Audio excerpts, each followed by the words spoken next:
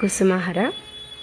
ఈరోజు మనము శ్రీ హరనాథ ప్రభుని ప్రేమను పొందేందుకు సాధనా విధానములలో రెండవది తెలుసుకుందాము. ఇక్కడ ప్రభువు మనకేం చెప్తున్నారు అంటే, ప్రపంచమునందు జ్ఞాని అజ్ఞాని కూడా ఏదియో ఒక పనిని చేయుచూనే ఉందురు. అంతే కదండి. అంటే ఈ ప్రపంచంలో జ్ఞానులు ఉన్నారు, అజ్ఞానులు ఉన్నారు. అందరూ కూడా ఏదో ఒక పని చేస్తూనే ఉంటారు. ఎందుకు? ఇది ఒక కర్మభూమి. ఈ కర్మభూమి మీదకి వచ్చిన ప్రతి జీవి కూడా ఏదో ఒక పని చేసేందుకే వచ్చింది కాబట్టి ఏదో ఒక పని చేస్తూనే ఉంటారు.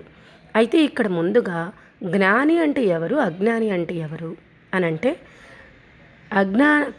జ్ఞాని అంటే తాను ఈ కర్మభూమి మీదకు తన కర్మానుసారంగా వచ్చాడు.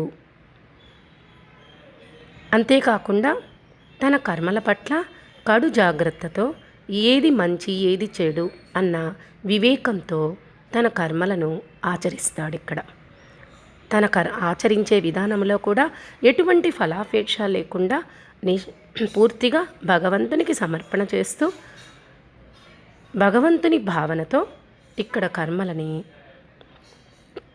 నిర్వహిస్తూ ఉంటాడు. ఆ విధంగా నేను కేవలము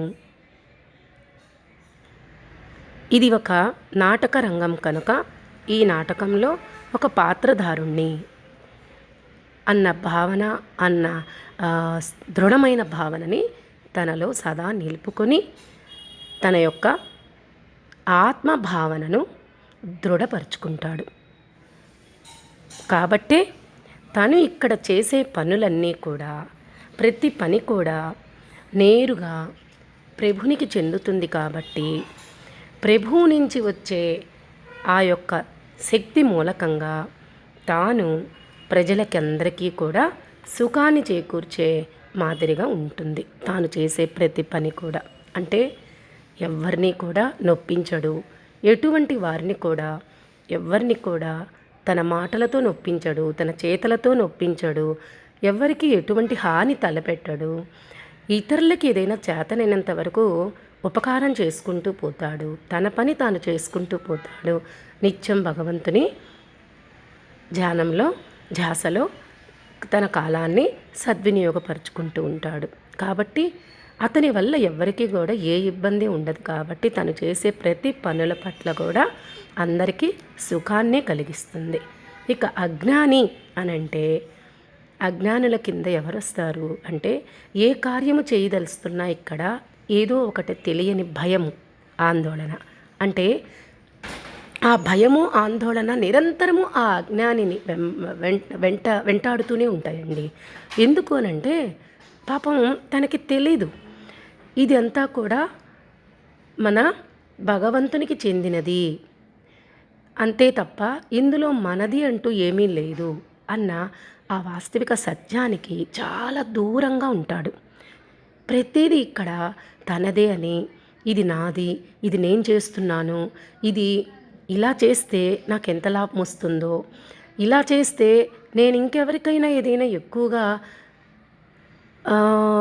అంటే వాళ్ళు లాభపడిపోయేటట్టుగా చేసేస్తానో ఏమో, అట్లా ఉండకూడదు, నాకే చెందాలి అని ఒక లోభత్వం అయితే ఏమి, ఒక ఈర్ష్య, అసూయ, ద్వేషం, కామ, క్రోధ ఇవన్నింటితో అతను బంధింపబడిపోయి ఉంటాడు.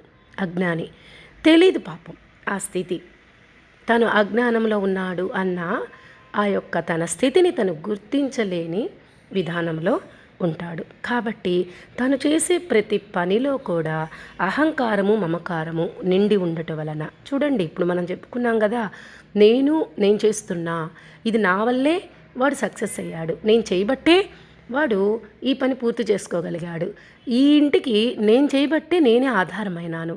ప్రతి దాంట్లో కూడా నేను అనే అహంకారము, ఇది నాకు చెందింది అన్న మమకారంతో ఉన్నప్పుడు వాళ్ళకేం కలుగుతుంది? ఒకప్పుడు వాళ్ళకి సుఖం వస్తుంది, మరొకప్పుడు దుఃఖం వస్తుంది.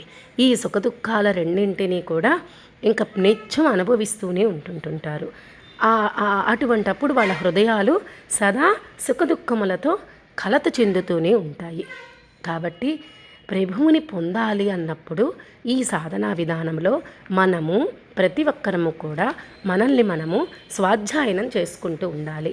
ఏ పని పట్ల అజ్ఞానిగా వ్యవహరిస్తున్నాము, ఏ పని పట్ల జ్ఞానిగా వ్యవహరిస్తున్నాము అంటే ఒక పని చేస్తున్నప్పుడు మనలో వివేకము ఎంతవరకు ఉదయించింది ఆ పని పట్ల అనేది మనం అధ్యయనం చేసుకుంటూ ఉంటే మెల్లమెల్లగా మన కుసుమహర నామస్మరణతో పాగలహరనాథ లేఖల్లోని సారముతో మనము పూర్తిగా ఆ జ్ఞానవంతులుగా, అంటే ఇక్కడ జ్ఞానం అంటే ఏదో కాదండి, బుద్ధిమంతులుగా తయారవుతాము. అంటే సదా మన బుద్ధిలో మన కుసుమహర నామమును ఉంచుకొని తోడుంచుకొని ఆ నామాన్ని ఆధారంగా చేసుకొని ఆశ్రయించి మనము ఇక్కడ ప్రతి కర్మను కూడా నిర్వహిస్తాము. ఆ విధంగా మనం నడపబడతాము.